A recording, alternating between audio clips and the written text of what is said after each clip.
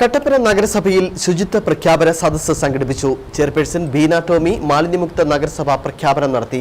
യോഗത്തിന് മുന്നോടിയായി കമനീയം കട്ടപ്പന മഹനീയം കേരളം എന്ന സന്ദേശമുയർത്തി ടൗണിൽ സന്ദേശ റാലിയും സംഘടിപ്പിച്ചു. മാലിന്യമുക്ത നവകേരളം ക്യാമ്പയിന്റെ ഭാഗമായി സംസ്ഥാന തലത്തിൽ തദ്ദേശ സ്വയംഭരണ സ്ഥാപനങ്ങൾ വഴി ശുചീകരണ പ്രവർത്തനങ്ങൾ നടന്നുവരികയാണ്. ഇതിന്റെ ഭാഗമായി മാലിന്യ നിക്ഷേപത്തിനെതിരെ സന്ദേശം നൽകിക്കൊണ്ടുള്ള റാലി നഗരസഭാ chairperson Beena Tomy flag off ചെയ്തു. കട്ടപ്പന സബ് ഇൻസ്പെക്ടർ അഭിജിത്ത് സന്ദേശം നൽകി. തുടർന്ന് നടന്ന ശുചിത്വ പ്രഖ്യാപന സദസ്സിൽ കട്ടപ്പന നഗരസഭയെ മാലിന്യമുക്ത നഗരസഭയായി ചെയർപേഴ്സൺ ബീന ടോമി പ്രഖ്യാപിച്ചു. നമ്മുടെ നാടും നഗരവും വൃത്തിയാക്കണം, ശുചിയാക്കണം എന്നുള്ള ലക്ഷ്യത്തോടെ നമ്മുടെ ശുചീകരണ തൊഴിലാളികളെ കണ്ണിലായിട്ട് നടിക്കാൻ നമുക്ക് ആർക്കും സാധിക്കില്ല.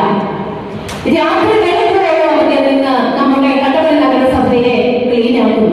പക്ഷേ നേരം വെളുത്തു കഴിയുമ്പോൾ നമ്മുടെ ഓരോ കുടുംബങ്ങളിലെ സഹോദരിമാരും വണ്ടികളിൽ കൊണ്ടുവന്ന് മാലിന്യം നിക്ഷേപിക്കുന്നത് എന്താണെന്ന് കണ്ടാൽ നമ്മളുടെ ചങ്ക് തകർന്നു പോകും. യോഗത്തിൽ മാലിന്യ സംസ്കരണ രംഗത്ത് മികവ് പുലർത്തിയ വിവിധ ആളുകളെ അനുമോദിച്ചു.